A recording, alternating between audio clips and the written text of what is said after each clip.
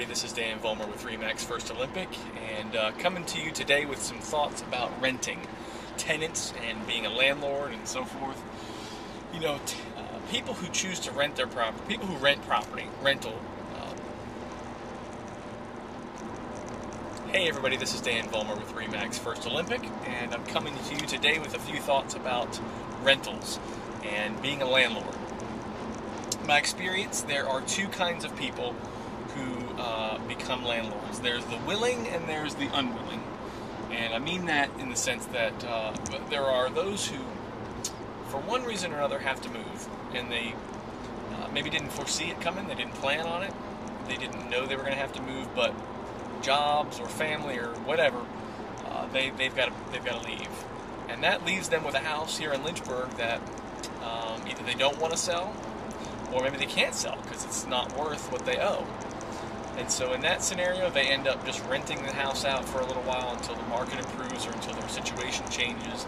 So I shouldn't say unwilling, but maybe those who are kind of forced into it by circumstance. Of course, then there's those who willfully go into becoming landlords and owning rental property, and there's a lot of people like that, especially in and around Lynchburg. We have a great rental market. Lots of students always coming in, and it continues to grow. And we have just a number of industries that hire people, and we have an influx of employees new to the area who choose to rent until they're more familiar with the area. And then there's just people who flat out opt not to buy a house and just choose to rent for a while. So we have a very healthy, strong pool of tenants in the Lynchburg area. So it's a great place to own rental property. So I want to talk to those of you who may be thinking about getting into that. Here's a few things to keep in mind, or a few decisions you'll have to make. Decision number one: what is your goal income-wise? What are you looking to do? Are you looking to generate income now, immediately, or are you looking to generate income down the road? If you're looking to generate income now, then what you're looking for is a property that you can, the cost of ownership, what it's going to cost you to own it, whether you have a mortgage or you have interest on the loan or whatever, the cost of ownership is less, hopefully a lot less, than whatever it is you can rent it for. And then every month you've got positive cash flow, and so you are making money now, immediately, and into the future, based on the rent. The other option is income down the road, where you might buy a property that's a great deal, maybe it's a little more expensive, and maybe all you can rent it for is enough to just break even. Maybe you even lose a few dollars a month.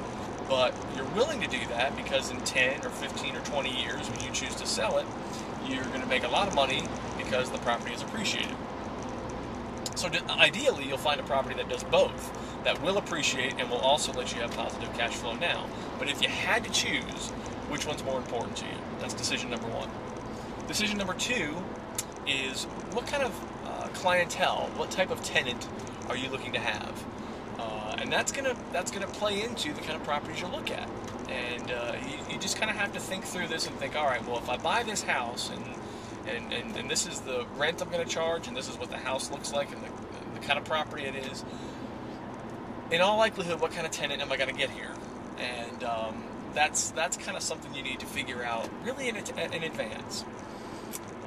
Some other things, maybe not as important, but some other things to keep in mind are how much work do you want to have to do on it? Both now when you buy it, if it needs a lot of work right up front, or how much work do you want to have to do every time it turns over?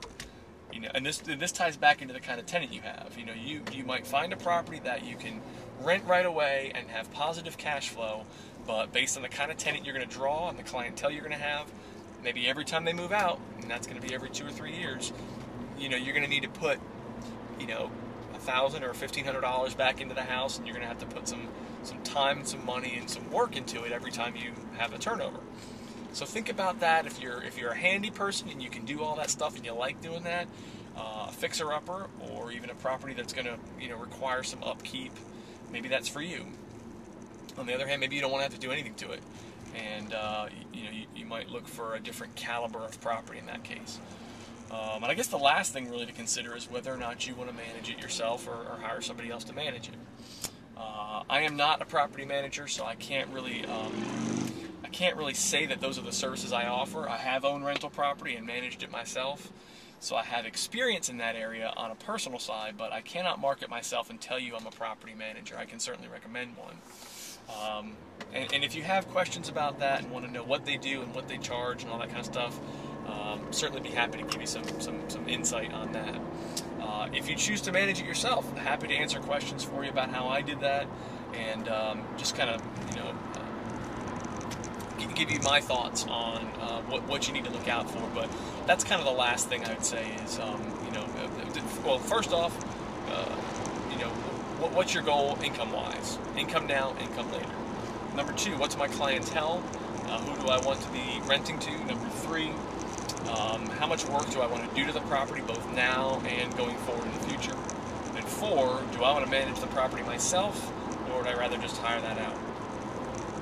Again, if you've got thoughts or questions about this, or something I didn't hit on, please let me know. You're welcome to email me, dan@danvollmer.com. As always, visit my website, danvollmer.com, for weekly blog posts or articles I write about the Lynchburg market, and other articles that I find helpful about the state of real estate in the United States today.